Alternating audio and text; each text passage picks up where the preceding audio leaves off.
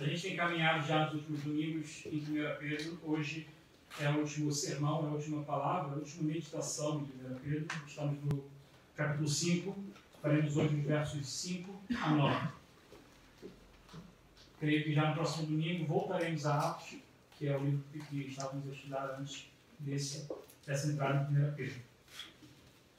Essa primeira carta de Pedro foi escrita para uma comunidade de cristãos, não apenas judeus, não apenas gentios, era uma comunidade mista de cristãos que estavam dispersos numa região onde hoje é a Turquia. Então, eles não estavam mais em seus lares, não conheciam mais as suas terras, não tinham mais suas terras de origem, eles estavam longe daquela comunidade primeira dos cristãos e estavam numa terra onde outros deuses eram adorados, uma terra que eles eram alheios, uma sensação de migrantes, como muitos de nós migrantes sabemos como é. Embora tenhamos nossa família da fé aqui, às vezes a saudade e a sensação de não termos mais a nossa terra vem sobre nós. Mas isso também faz parte do cristianismo, porque nós não somos forasteiros nessa terra, nós somos peregrinos aqui. Mesmo aquilo que nós chamamos de lar, não é nosso lar.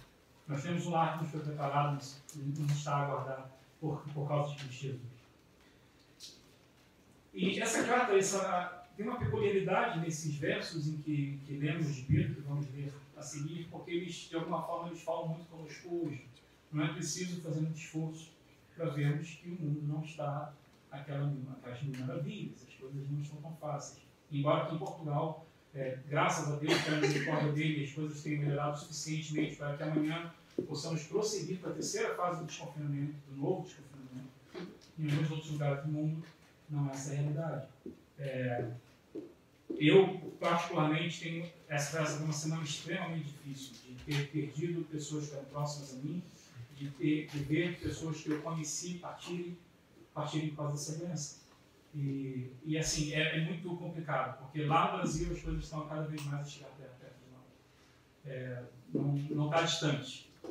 A gente não conhece mais pessoas que não conhecem ninguém que teve a doença, ou infelizmente cada vez mais aumenta o número de pessoas que conhecem alguém que perdeu alguém por causa da doença. Então, isso pode trazer uma certa ansiedade para nós. A ansiedade é uma das coisas que é tratada nesse texto que nós vamos ler em 1 Pedro, porque isso tudo nos traz incerteza, isso tudo nos traz a sensação de que nós não temos controle de nada, e na verdade, nós nunca tivemos. E essa ansiedade nos leva a dúvidas, nos leva a preocupações, nos leva a questionamentos. E como nós não temos como saber o que virá, nós não temos como saber o dia de amanhã, nós entramos em um estado de perturbação que nos impede, nos rouba a paz com Deus e também nos impede de ver aquilo que está bem à nossa frente, muitas vezes.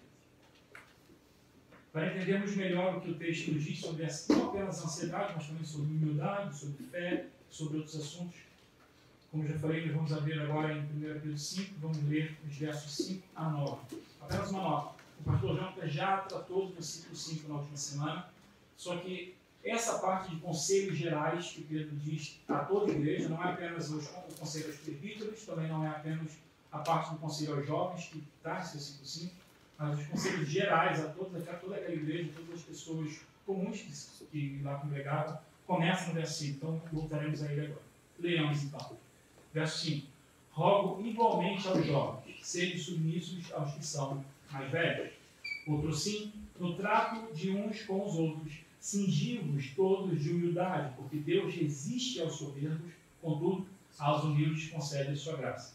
Humilhai-vos, portanto, sob a poderosa mão de Deus, para que ele, em tempo oportuno, vos exalte, lançando sobre ele toda a vossa ansiedade, porque ele tem cuidado de vós. Sejam sóbrios e vigilantes. O diabo, vosso adversário, anda em derredor, como o leão que ruge, procurando alguém para devorar. Resistirem firmes na fé, certos de que sofrimentos iguais aos vossos estão se cumprindo na vossa irmandade espalhada pelo mundo. Oremos. Senhor, é com alegria que nós lemos a Tua Palavra. É com alegria que nós a lemos e sabemos que Tu a enviaste para guiar nossas vidas. E é com alegria também que nós a lemos porque sabemos que ela contém conselhos práticos para que apliquemos em nossas vidas e vivamos de uma forma que glorifique e dignifique o Teu santo nome, Senhor. Permita, ó Pai, que ao carregar o nome de cristãos, nós sejamos fiéis a Jesus Cristo, porque foi assim que esse nome surgiu. E permita também, meu Pai, que nós saibamos aplicar e viver a Tua palavra dia a dia em nossa vida, ó Deus, sabendo e ciente de que isso certamente transformará aqueles que estão ao nosso redor. É o que pedimos no nome santo de Jesus Cristo. Amém. Então, Pedro menciona aqui nesses versículos diversas atitudes que nós precisamos nutrir enquanto membros do corpo de Cristo. E nós voltaremos a cada uma delas especificamente no momento em que abordarmos os versículos. Mas eu queria que nós reparássemos aqui como há um contraponto em cada um desses versículos. E o contraponto é o seguinte: ele diz, cingivos de humildade, pois Deus resiste aos soberbos. Ele também diz, humilhai-vos para que Deus vos exalte. Ele também diz, lancemos as nossas ansiedades, porque Ele cuida de nós. Sede sóbrios e vigilantes, pois o diabo procura quem devorar. Resisti ao diabo na fé, sabendo que os cristãos no mundo sofrem os mesmos males. Em cada um desses contrapontos há um senso de promessa, um senso de recompensa, um senso de razão, um senso de participação. É interessante como percebemos que a vida cristã não é um emaranhado de momentos desconexos, onde as coisas simplesmente acontecem ao acaso. Nada disso fica, nenhuma ponta solta fica da nossa vida. Nada disso fica solto.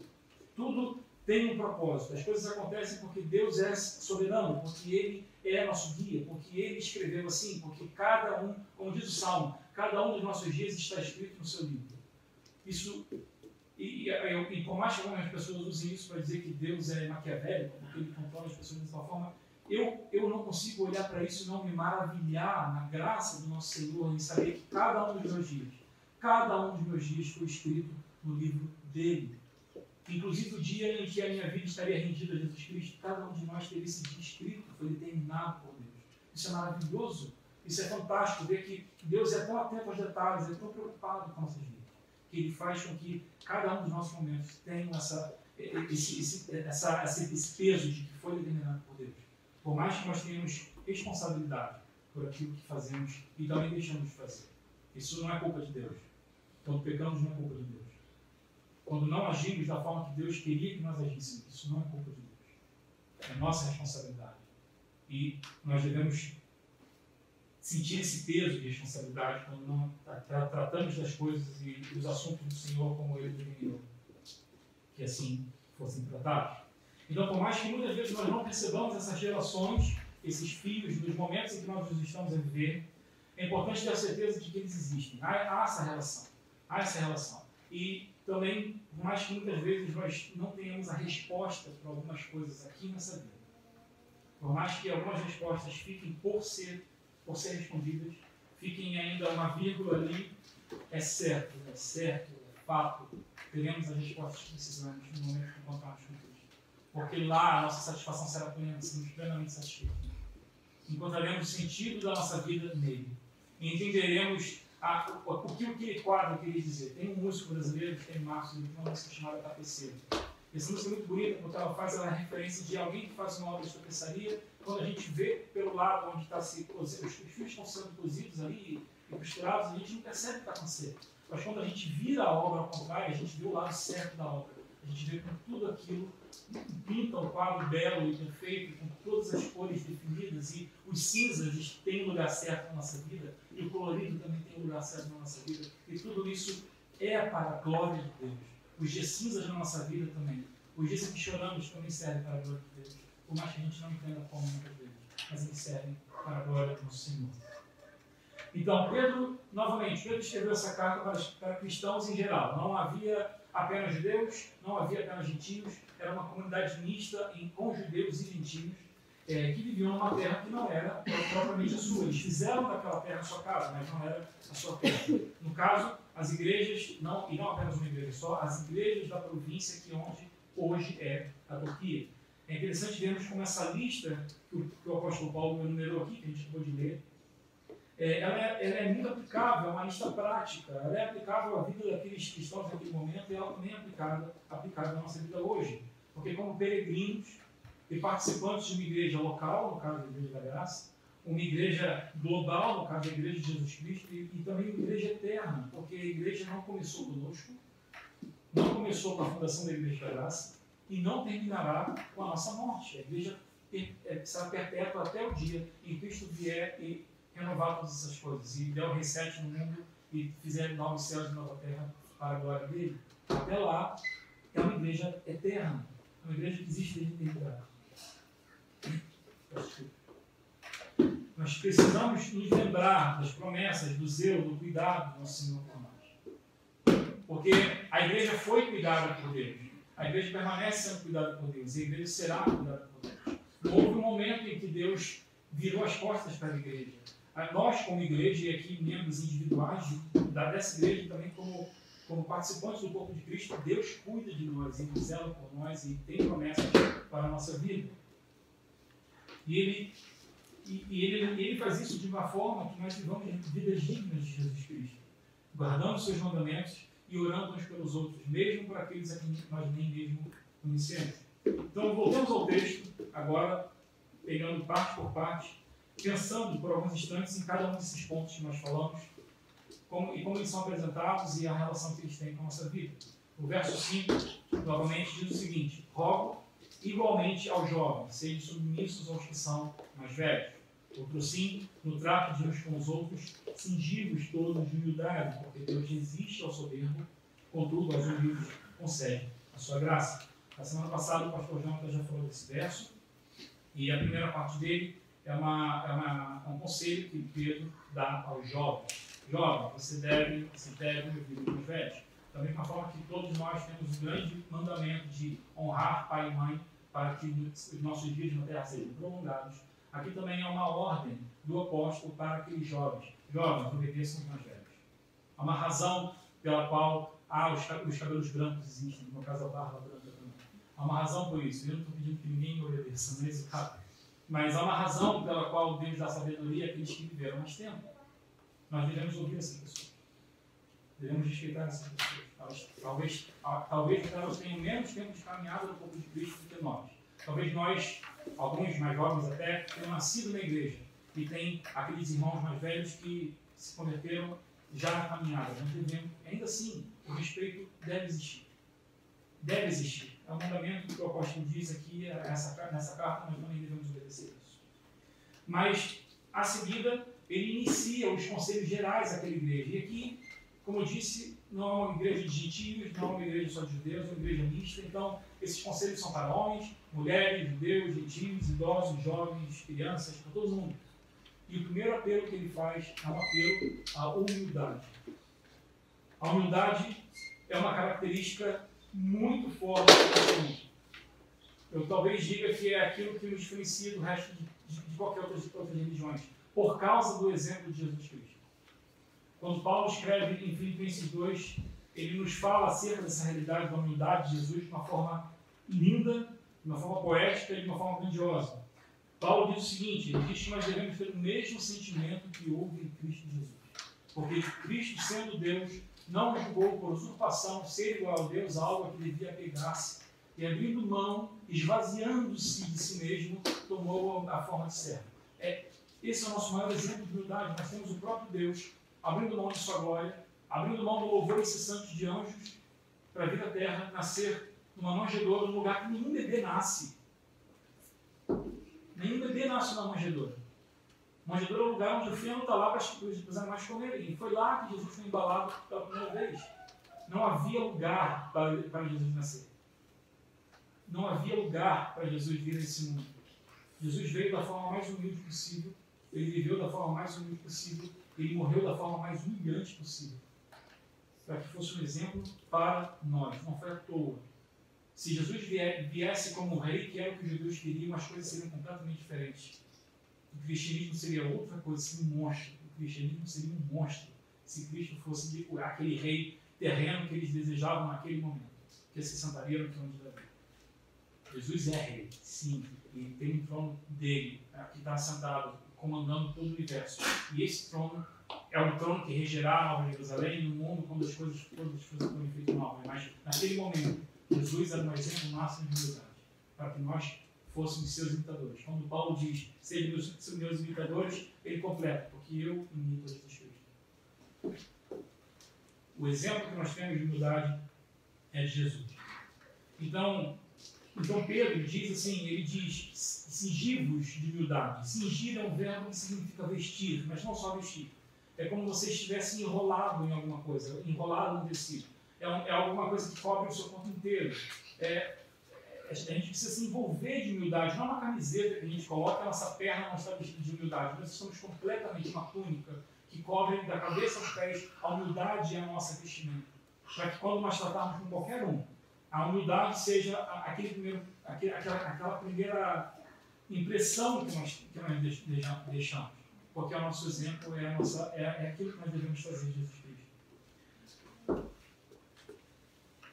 A humildade, naquele tempo, não era algo bom, porque a palavra que foi traduzida por humildade era a palavra usada para aquele servo que, quando você entrava na casa de alguém, quando você entrava na casa de um fariseu, qualquer pessoa tivesse um servo, esse é o servo que cingia um pano na sua cintura e ele se ajoelhava na sua frente e ele limpava o seu pé. Era a pessoa que lavava o pé das pessoas, era o pior tipo de serviço possível. Era a pessoa que limpava o pé das pessoas quando elas entravam na casa de alguém. E a gente tem esse exemplo também, porque Jesus fez exatamente isso com os apóstolos, com os seus discípulos. Jesus, na ceia, ele tirou sua roupa, ele cingiu um pano, ele pegou uma bacia, ele se ajoelhou aos pés dos discípulos, ele limpou o pé de cada um, e depois ele, com aquele pano que estava cobrindo o seu corpo, ele pegou toda a sujeira que estava no pé deles. O pano que veste de humildade é o pano que pega a sujeira dos outros. Foi exatamente o que Jesus fez conosco. Ele tira a sujeira do nosso coração, para que nós pudéssemos, em santidade, ter novo acesso a Deus. Se isso não é impactante, eu não sei o que mais é, porque se Jesus é nosso exemplo de humildade, se humildade é literalmente isso, você se ajoelhar e servir uns aos outros, eu não tenho feito isso. Quando a gente avalia e quando a gente pensa na praticidade da palavra de Deus e como ela se aplica de fato às nossas vidas, não é algo simplesmente para lermos e deixarmos lá aberto no Salmo 23, em algum móvel na nossa casa. Ela tem que estar gasta e suja e as páginas soltando, até que você tem que comprar outra Bíblia e gastar ela toda de novo. A gente nem sempre pratica esse tipo de humildade. Mas prossigamos, versos 6 e 7. Versos 6 e 7, percebam, é uma continuidade, ele precisa ser lido em continuidade. Humilhai-vos, portanto, por vocês estarem cingidos de humildade, humilhai-vos, portanto, sob a poderosa mão de Deus, para que ele, em tempo oportuno, vos exalte, lançando sobre ele toda a vossa ansiedade, porque ele tem cuidado de vós. Se Deus requer de seus filhos que estejam envoltos de humildade, ele também requer que saibam que nada vão lucrar ou ganhar nesse mundo. Sendo assim, que nós estejamos humildemente dispostos debaixo da mão de Deus, mas para que ele venha nos exaltar. Porque muitas vezes o que nós esperamos é que o mundo nos exalte, que o nosso exemplo traga alguma glória desse próprio mundo, que ao servir os outros, as pessoas nos reconheçam de alguma forma, olha como ele é uma pessoa humilde. Ou, é uma grande brincadeira, né? Qual é a sua maior característica? A maior característica é a humildade. Assim, eu diz isso não é humilde. Mas, enfim, é uma brincadeira para se entender, vocês percebem? Porque, às vezes, a gente quer passar a aparência de humildade, mas nós não vivemos de humildade. Nós não andamos como Jesus Cristo andou. E Deus conhece aquele que sonda os corações, como nós lemos em Romanos 8, aquele que sonda, ó Deus, os nossos corações, como nós cantamos agora nesse hino, aquele que em Salmos também diz, sonda-me, Senhor, e me conheces. Ele sabe quando vestimos máscaras para as outras pessoas. Mas nós não temos como vestir máscaras para Deus. Ele quebra a nossa máscara, ele quebra a cera que nós temos na nossa frente, a maquiagem que nós colocamos, e ele nos conhece como nós realmente somos.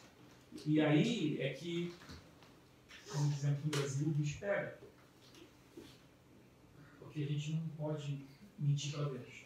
É como quando Jesus conversou com Pedro. Pedro, tu me amas, Senhor, tu sabe todas as coisas. Tu sabes que eu te amo. Assim, tu sabes todas as coisas. Eu não tenho como esconder nada de ti. Não tem como. É impossível. É impossível.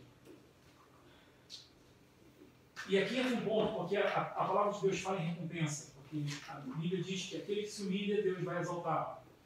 A gente não deve fazer e se humilhar esperando algo. A gente não faz isso querendo que Deus me recompense. Senhor, eu vou agir dessa forma porque assim o Senhor vai me amar mais e eu vou ser recompensado. Porque, de novo, é estima máscara, Deus conhece a gente. Não é assim que funciona. E esse exaltar não é para esse mundo. O exaltar que Deus promete não é para esse mundo. O exaltar que Ele promete é a coroa incorruptível que está reservada a todo aquele fiel que vive de maneira digna de Jesus Cristo. Porque, e eu usei essa analogia no primeiro culto, vou usar aqui também, porque achei que foi boa. A humildade está muito bom. Nós temos a Fórmula 1 e nós temos todos aqueles pilotos que sobem ao pódio e têm os troféus e eles ficam muito felizes e ganham muito dinheiro. E ao final da temporada, quem subiu mais ao pódio ganhou uns pontos, então ele é o campeão do ano, aquela coisa toda, o time de futebol. A glória a qual está reservada para nós não se compara com essa glória terrena. Por mais que essa glória terrena seja o máximo, por mais que essa glória terrena traga dinheiro, fama, patrocínios, tudo isso, aquilo que está reservado para nós é infinitamente maior do que isso.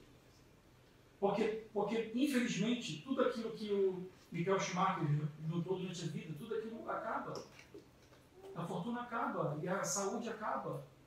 Porque nós não somos feitos de aço, nós não somos incorruptíveis, nós somos homens caídos. E a Ayrton também, a fama, a glória, os troféus, isso não é levado para lugar nenhum. Não ajunteis para vós tesouro na terra, onde a traça, a ferrugem corrói. Ajunteis para vós tesouro do céu, onde nem a traça, nem a ferrugem corrói. É isso que Deus espera de nós. É não esperar essa glória que é oferecida aqui no mundo, porque essa glória é temporária, é passageira. A temporada termina, vem outra temporada, e vem outro campeão. E vem outro campeão, e vem outro campeão. E assim por diante. E os antigos campeões ficam velhos, esquecidos e morrem. Até que, é uma busca incessante por algo que acaba. A nossa glória, aquilo que Deus reservou para nós, não vai acabar nunca. E também, se nós vivermos de uma forma a aguardar sempre essa glória, entra o que se fala no versículo 7, que é a ansiedade. A ansiedade pode ser um pecado e a ansiedade também pode ser uma doença. Existe ansiedade clínica, existe ansiedade que leva à depressão, existe ansiedade que precisa ser tratada com remédios e acompanhamento médico. E, por favor, é tratamento médico, é acompanhamento, não é algo que a gente resolva simplesmente. A ansiedade que muitos de nós sentimos no dia a dia é uma ansiedade que dura talvez uma tarde, ou talvez 3 dias, 2 dias e passa, porque a gente percebeu que, na verdade, nem precisava ter ficado tão preocupado assim, porque as coisas se resolvem. Não se resolvem sozinhos, mas a gente cria uma expectativa, a gente cria cenários, a gente cria possibilidades que, na verdade, elas talvez nem existissem, porque a nossa preocupação, nosso coração é enganoso, e a gente acha que a gente precisa fazer alguma coisa para resolver o problema, quando, na verdade, nós precisamos lançar sobre Deus a nossa ansiedade. Por quê? Ele cuida de nós. Então, para além da doença, para além da ansiedade como doença, que é necessário que seja tratada, e ela não pode ser deixada de lado, porque se isso progride para uma depressão e isso, a coisa toda piora, isso pode ser extremamente danoso para a pessoa, para qualquer um. Mas, para além disso, aquela ansiedade que nós temos de saber como vai correr até o final do mês, se o exame foi bem, enfim, o resultado dos exames que fizemos de sangue, coisa assim, será que ficou tudo bem e tudo mais? Esse tipo de ansiedade é pecado. Essa ansiedade nos rouba a paz, nos rouba a vontade de estarmos com Deus, nos rouba o nosso tempo com Deus e nos rouba principalmente a ciência e a noção de que Deus cuida de mim. Nos rouba isso, porque ela coloca a gente no lugar de que eu devo fazer alguma coisa, eu preciso correr atrás, eu preciso enviar currículos, eu preciso mandar e-mail, eu preciso, e a gente não descansa. A gente está sempre cansado, a gente está sempre ansioso, a gente está sempre esperando o que eu vou fazer agora, o que eu vou fazer agora. E a gente não lê a Bíblia, a gente não ora, a gente não busca a Deus em secreto. Eu não estou a dizer de participar de reuniões online, de oração, nada disso. Porque isso pode ser também uma aparência. Isso pode ser para os outros verem. Porque eu loguei lá no Zoom, eu participei da reunião tal, eu vou habilitar minha câmera para que todos vejam que eu estou aqui. Não é essa a questão. Deus não está contando isso. Deus não está nem um pouco preocupado com o Zoom, com Teams, enfim, qualquer outra coisa dessa. O que Deus está preocupado é quando você entra no seu quarto em secreto e o seu pai em secreto te vê e te recompensa. Que é o que Jesus prometeu. É como ensinou a gente a orar. Em secreto. Quando a gente vê a parábola do fariseu e do publicano, o fariseu lá na frente de todo mundo. Senhor, que bom que eu não sou igual a esse publicano maldito, porque eu oro 3 vezes por dia. Para todo mundo ouvir, ora para todo mundo ouvir. Enquanto o publicano lá no cantinho, lá, batendo no peito, não conseguindo nem olhar para o céu, orando e dizendo, Senhor, tem misericórdia de mim, porque eu sou um pecador. E Jesus disse que naquele dia quem saiu justificado naquele momento foi o publicano, não foi o fariseu. Não foi o fariseu. Então, a ansiedade nos rouba isso. A ansiedade nos rouba essa vontade de estarmos na presença de Deus. E aí, ele fala também de nos humilharmos diante da presença dele, debaixo da mão de Deus. É saber que a gente não controla as coisas, é saber que nós não temos o controle de absolutamente nada, nós não somos Deus, nós não criamos o mundo, nós não sopramos vida no barro, nós não fizemos absolutamente nada disso. Nós não cuidamos dos lírios dos campos, nós não cuidamos dos pássaros que voam, nós não cuidamos de nada disso, nós não cuidamos do dente de leão que voa e vai cair em outro lugar e vai germinar porque Deus fez soprar o vento e aquela planta daquele jeito fez o semente voar. A gente não cuida disso, nada disso. Nós não cuidamos disso. Deus cuida. Então, por que é que nós deveríamos nos preocupar ou ficarmos malucos com as coisas que acontecem no nosso dia? Se Deus disse que cada um de nossos dias está escrito no seu livro. E a gente insiste em achar que eu preciso fazer a minha parte. Essa é a maior maldição do cristianismo. Ah, Deus faz a parte dele, eu faço a minha parte. A gente não tem como comparar isso, não é? Deus, imagina Deus numa reunião conosco, ao início da semana, vamos planear aqui a semana, meu filho. Essa parte aqui eu faço, essa parte é tua. Se você não fizer a tua direito, não posso fazer nada, porque eu estava contigo, não dá comigo. Imagina Deus fazendo isso conosco numa reunião de planeamento de semana, ou no início de escola, no semestre da escola. Não é assim, é um cântico antigo que a gente canta que diz: é meu, somente meu, todo o trabalho. E o teu trabalho é descansar em Deus. Nosso trabalho é descansar em Deus. Nosso trabalho é descansar em Jesus Cristo, na certeza de que Ele nos sustenta. Ele nos sustenta.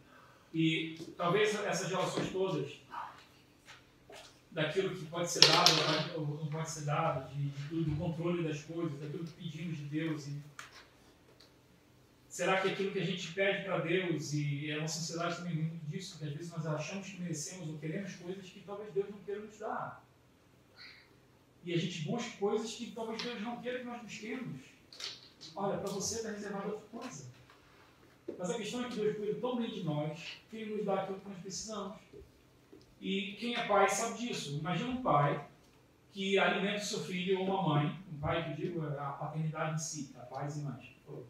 Imagina um pai ou uma mãe que só alimenta seu filho com massas e sorvetes e gelados, enfim, e doces. Ou um pai ou uma mãe que a cada semana, a cada dia, mime seu filho até o ponto de trazer aqui um brinquedo novo, um presente novo, e todo dia está dando um presente novo para o seu filho.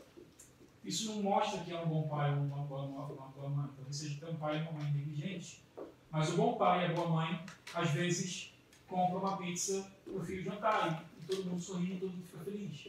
Às vezes o bom pai e a boa mãe compra uma prenda de surpresa para o filho e chega em casa sem motivo nenhum, não é aniversário, não é Natal, não é nada. Ele dá o presente simplesmente por graça, por amor, para demonstrar que, olha, eu queria dar isso para você. Deus é assim com a gente também. Às vezes a gente ganha a massa ou a pizza de Deus e a gente queria o churrasco, e a gente não consegue ficar feliz simplesmente com aquilo que Deus deu. E a gente sempre quer mais. Porque é o que Simone ensina pra gente. A gente quer mais, a gente precisa de mais, eu preciso de mais, eu quero ter mais, eu quero. Isso vira o alimento e o combustível de uma ansiedade que não termina. E isso é pecado. Nós não descansamos em Deus, quando estamos ansiosos a todo momento. Caminhando para o final dos últimos 2 versos, versos 8 e 9. Verso 8 diz: sede sóbrios e vigilantes. O diabo, vosso adversário, anda em derredor, como leão que ruge procurando alguém para devorar. Resistis firmes na fé, certos de que sofrimentos iguais aos vossos estão se cumprindo na vossa irmandade espalhada pelo mundo. Nesse contexto aqui, quando Paulo fala... Quando Pedro fala de sobriedade, ele não diz, ele não faz referência à sobriedade de quando nós, ou alguém, não nós, mas alguém bebe demais e não está mais ciente nem de sua consciência plena, não está sóbrio. Essa sobriedade aqui diz de alguém que não se deixa controlar pelas suas emoções ou pelos seus sentimentos. Talvez ela fale até de uma forma de alguém que é frio e calculista, alguém que consegue perceber a situação e eu preciso parar aqui, eu preciso entregar na mão de Deus, eu preciso orar. Eu não posso me desesperar com isso para acontecer. Eu preciso entregar isso na mão de Deus. Ser sóbrio é saber avaliar e analisar as situações e agir de uma forma que seja coerente com aquilo que nós conhecemos da palavra de Deus e aquilo que está imputado em nós pelo Espírito Santo. É alguém que olha a situação e pensa, ok, Espírito Santo que habita em mim, ora por mim, mesmo que eu não saiba orar. Senhor, eu te entrego essa situação, eu não tenho o que fazer e eu preciso que tu ajude. Sobriedade, aqui nesse caso, é isso. E seja vigilante também. A vigilância aqui tem relação com não vivermos de uma forma negligente e sem cuidados. Reconhecer que Deus cuida de nós não significa dar vazão ou abrir a porteira para que o diabo faça o que quiser na nossa vida. Porque, atenção, o diabo não vai simplesmente tentar aqueles que estão em altos. Aquela pessoa que está desatenta ou aquela pessoa que não está muito firme com Deus. Ele já conseguiu com essa pessoa o que ele queria. Ela não está firme com Deus. E é isso que o diabo quer de nós. Que nós não estejamos firmes com Deus. O que o diabo vai fazer com aqueles que andam preocupados, e preocupados que eu digo atentos às armadilhas, às tentações, esse lado que o diabo tem para nós, é atacar com mais força. O diabo, de acordo com Pedro, ele é um inimigo nosso. Ele é o nosso inimigo, é o nosso adversário. O diabo não quer nada de bom para a gente. O diabo não quer o nosso bem. O diabo não quer que a gente tenha pizza e gelado no jantar. Ele não quer nada disso. Ele quer o nosso pior. Ele quer o mal. Ele quer aquilo que tem de pior para nós. E ele quer que, se possível, nós estejamos mortos, de preferência debaixo das suas garras. É isso que o diabo espera de nós e é isso que ele quer. E é por isso que Deus através de Pedro, é tão assertivo ao dizer, resistir-lhe com fé. Quando a gente vê Paulo falando disso, ele fala, a nossa luta não é com carne e com sangue, mas é contra a potestade, toda a nossa batalha não é carnal, a nossa batalha é espiritual. E ele vem e fala sobre toda a armadura de Deus que nós devemos vestir. O escudo da fé é aquilo que vai nos defender das armaduras do diabo. Paulo e Pedro falam da mesma forma. É uma luta, é uma briga e nossa defesa é a fé. Isso é constante. Nós não viveremos um dia da nossa vida sem sermos atingidos pelas setas inflamadas do inimigo. Não vai passar um dia que tudo fique tranquilo. O inimigo quer nos derrubar. E a gente precisa estar em dia com a nossa fé, para que nós não caiamos. Porque o que ele quer é que nós não tenhamos mais relação com Deus. E nós não tenhamos convívio com Deus. Que nós não tenhamos comunhão com o Senhor. E, olha, isso não quer dizer, via igreja, de novo, participar de reuniões de oração, coisa assim, porque, novamente, a gente pode muito bem viver uma relação de farisaísmo, de religiosidade e de aparência no nosso caminhar com Deus. É muito possível, porque nós estamos aqui todo domingo, colocamos na segunda-feira eu sou o primeiro a me inscrever para o culto. Sou o primeiro, porque quando eu estou lá no Excel, eu quero que seja o meu primeiro nome. Eu sou a primeira pessoa a colocar o nome na inscrição. Ou eu sou o primeiro a logar quando começa a reunião de oração. Eu sou o primeiro a participar, eu sou o primeiro a chegar. É fácil a gente aparentar uma religiosidade. Mas o que importa, no fim das contas, é, novamente, entra no teu quarto em secreto, teu pai que tem secreto, te vê e te recompensa. É a nossa relação com Deus quando ninguém está vendo. Porque ninguém aqui em sã consciência, quando for acordado pelo Espírito Santo às 4h30 da manhã para orar, vai pegar o telemóvel, abrir o Instagram e começar uma live e falar para toda a gente, estou aqui, o Espírito Santo me incomodou, e eu estou aqui a orar. Acompanhe aí, por favor, essa live, eu estou aqui orando. Olhem comigo também, porque eu estou aqui a orar. mete like, inscreva-se no canal. Não é assim, ninguém vai fazer isso, não faz sentido isso. Essa vida de aparência é ridícula. E, infelizmente, muitas pessoas fazem dessa experiência cristã, a vida de aparência. Mas Deus nos conhece no secreto, no nosso quarto, quando estamos sozinhos ali. E ele termina fazendo uma comparação que eu acho ao mesmo tempo triste e ao mesmo tempo confortante, quando ele diz que irmãos em todo o mundo têm participado e têm sofrido sofrimentos semelhantes aos vossos. Isso não ficou para aquela época. Isso não ficou para aquela comunidade na Turquia. Isso fica para nós hoje. Aquilo que nos une como igreja é o sofrimento de Jesus na cruz e o sofrimento uns dos outros como irmãos. Nós somos unidos por coisas que são muito mais profundas do que aquilo que nos une aos nossos amigos do mundo. E, novamente, eu tenho amigos que não são cristãos. E o que me une a eles, muitas vezes, é a Coca-Cola gelada, a conversa, a brincadeira, a piada. Mas o que nos une como irmãos, além disso tudo, porque nada disso é errado, é sabermos que um pode contar com o outro nos sofrimentos. E saber que nós nunca estamos sós quando sofremos. Primeiro, porque Jesus é o homem de dores, experimentado em dores, aquele que veio ao mundo para experimentar aquele porquê pelo que nós passamos. Ele foi tentado, Jesus sofreu, Jesus morreu por nós. Jesus é o exemplo máximo de humildade. Nasceu de forma humilde, morreu de forma humilhada.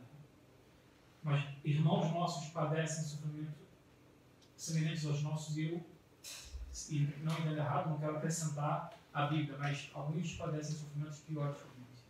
E quando lembramos daqueles irmãos nossos da igreja percebida na Ásia, ou no Oriente Médio, são irmãos que são decapitados, são irmãos que são espartejados, porque seguem a Jesus.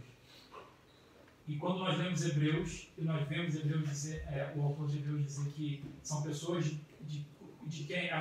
são pessoas cujo mundo não é digno.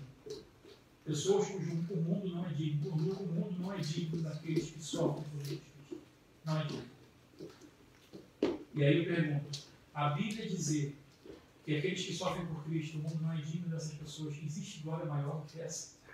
Algum pódio, algum troféu de temporada é maior do que saber que aquilo que Deus reservou para nós é incorruptível, não acaba?